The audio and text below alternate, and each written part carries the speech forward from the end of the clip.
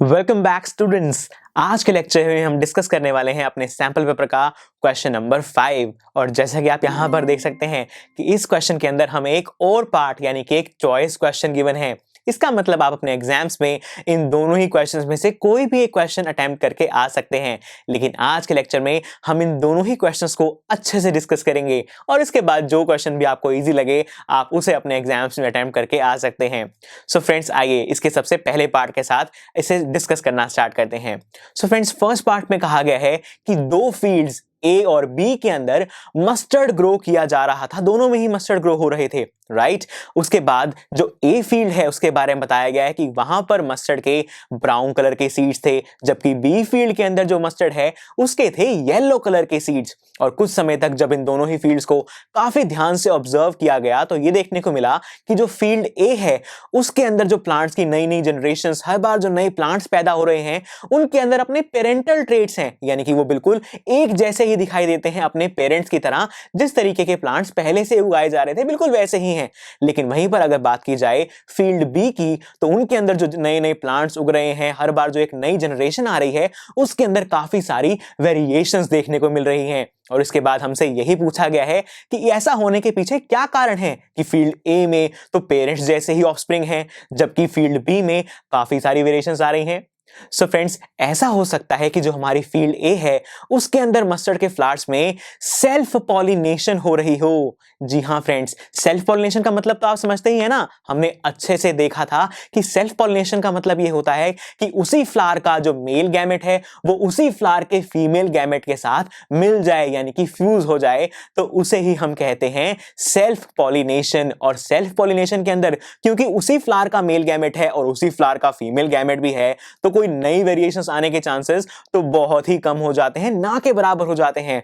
इसीलिए मैं कह सकता हूं कि फील्ड ए में क्योंकि सेल्फ पॉलिनेशन हो रहा है इसीलिए वहां पर नई जनरेशंस में बिल्कुल भी वेरिएशंस नहीं आ रहे, वो बिल्कुल अपने पेरेंट्स की तरह ही दिखाई दे रहे हैं। और वहीं पर अब अगर मैं बात करूं फील्ड बी के बारे में तो फील्ड बी के अंदर जरूर क्रॉस पॉलिनेशन हो रहा होगा, यानी कि डिफरेंट फ्लावर्स के जो मेल गैमेट्स हैं और फीमेल गैमेट्स हैं वो आपस में फ्यूज हो रहे होंगे। क्योंकि हम जानते हैं कि जब भी डिफरेंट फ्लावर्स के मेल और फीमेल गैमेट आपस में फ्यूज होते हैं तो उनके अंदर काफी सारी वेरिएशंस जनरेट हो जाती हैं और इसीलिए हर बार जो नई जनरेशंस आ रही हैं उनके अंदर वेरिएशंस बढ़ती ही जा रही हैं। तो फ्रेंड्स, यही कारण है कि जो हमारी फील्ड ए है उसमें तो सारे बच्चे अपने पेरेंट्स की तरह ही हैं क्योंकि वहां पर सेल्फ पॉलिनेशन हो रही है, जबकि फील्ड बी के अंदर हो रही है क्रॉस पॉलिनेशन, जिसकी वजह से काफी सारी वेरिएशंस हमें देखने को मिलती हैं फर्दर जनरेशंस के अंदर। सो फ्रेंड्स, ये तो था हमारा पहला क्वेश्चन जो कि इस क्वेश्चन के साथ गिवन था। आइए अब डिस्कस करते हैं इसके और पार्ट को। फ्रेंड्स, इस और पार्ट के अंदर मुझे दिया हुआ है कि हमारे पास एक एसेक्सुअली रिप्रोड्यूसिंग स्पीशीज है, यानी कि एक ऐसी कोई पॉपुलेशन है जो कि एसेक्सुअली रिप्रोड्यूस करती है। उसके अंदर 5% पॉपुलेशन के अंदर तो एक एक्स ट्रेट प्रेजेंट है, यानी कि कोई एक्स कैरेक्टरिस्टिक प्रेजेंट है, जबकि 70% ऑफ द पॉपुलेशन के अंदर कोई वाई ट्रेट यानी कि वाई कैरेक्टरिस्टिक प्रेजेंट है। तो हमसे पूछा गया है कि एक्स और वाई ट्रेट में से कौन सा ट्रेट, कौन सा कैरेक्टरिस्टिक पहले आया होगा पॉपुलेशन के अंदर, और मुझे इस सवाल का जवाब देते हुए अपना रीजन भी एक्सप्लेन करना है।